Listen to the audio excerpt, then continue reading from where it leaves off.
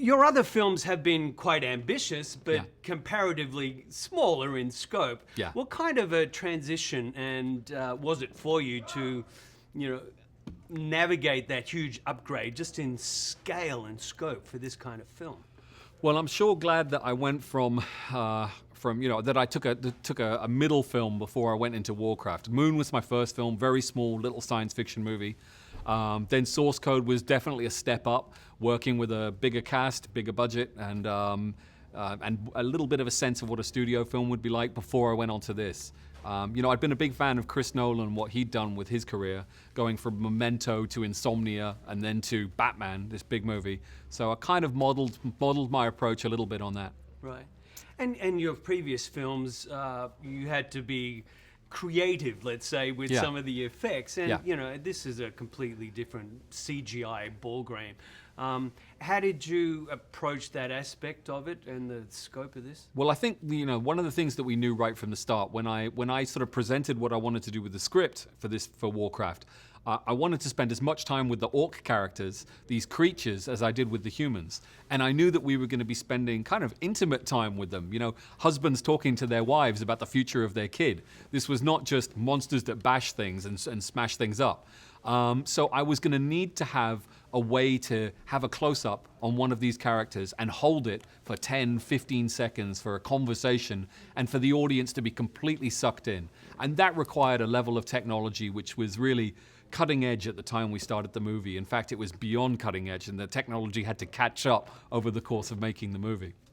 I was going to say, compared to something like Avatar, Yeah. which created the technology. Yeah. Since then, it's progressed as well. It was a Yeah. sort of a, what do they call it? A literally work in progress, technological work in progress as the movie was shot, because you shot for Absolutely 4 months. Or we were shooting for a long time, and ILM had a long chunk of time when they were working on the special effects, and the technology was improving as we were going. But really, the work that they did was phenomenal, and was the only way we were ever going to pull off this amazing trick. Right.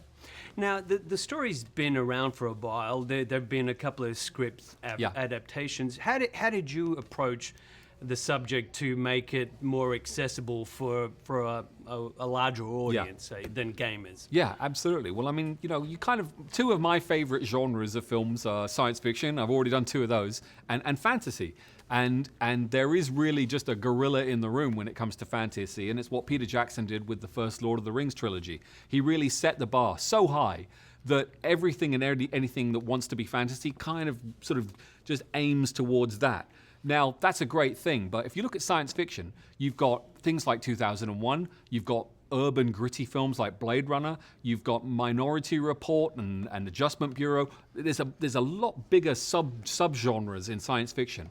And what I loved about this opportunity to do a movie like this is I could go into fantasy and maybe just make the spectrum a little bit bigger. Make a different kind of fantasy film and hopefully reach the same level that Peter Jackson did with his films.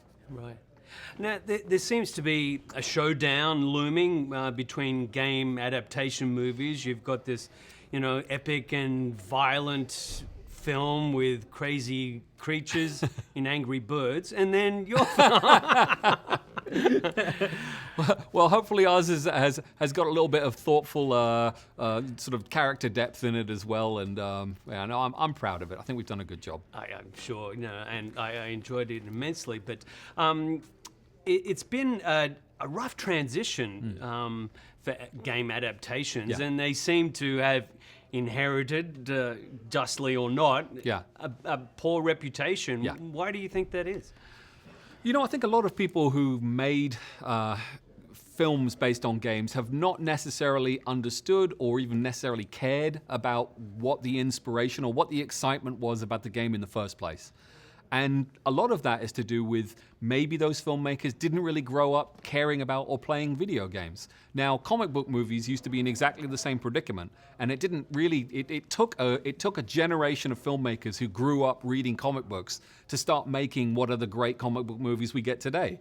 And I'd say the same with video games. I'm one of that first generation who grew up playing video games, then I believe that having that as part of my DNA, part of my culture, is really hopefully what allows me as a filmmaker to start making, good films based on video games. Right.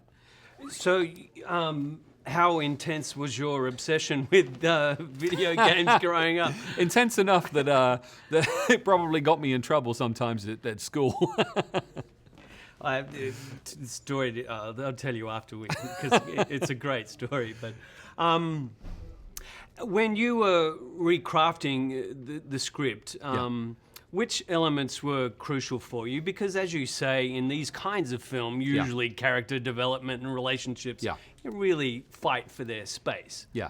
Well, I mean, hopefully anything that I do will always put an emphasis and a focus on character, because that's what I, as a filmmaker, want my films to have. But I think one of the unique aspects of Warcraft is that, again, using Peter Jackson's sort of gorilla in the room, this fantasy setting, Tolkien's stories tend to have the hobbits, the humans, anything that's cute, those are the good guys, the monsters are the bad guys. And with Warcraft, it's very different. And the very nature of the game is that you can be the hero no matter what kind of creature you are. And that's what I wanted to put into the film, was the fact that you would see heroes on all sides of the spectrum. There wasn't a clear good guy and a bad guy. What there were is characters who make good choices, characters who make bad choices. Right. Well, games are by nature interactive. Yeah. How do you compensate for a cinema screen and a live audience, and it's sort of directed with that in mind?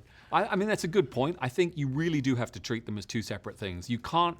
There are going to be aspects of games entertainment that you're never going to be able to translate to a linear narrative like filmmaking, but you can certainly take the essence of characters or plot development or things like that and bring them to a film. But they're two very separate things. I actually spent some time working as an assistant game designer at a company for about a year and a half just after I finished film school. So I got to see a little bit from the inside what they have to do. And they are twin but different careers.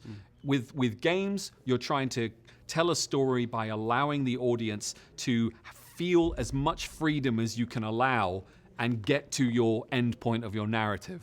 And obviously in filmmaking, it's the opposite. You want to control every aspect of what the audience is looking at, whether it's the focal plane of what the camera's looking at, whether it's what's the sounds that they're hearing. You want to control everything, but the job is the same. You want the audience to be taken along a story, care about the characters, and feel like they reach a satisfying finish at the end of it.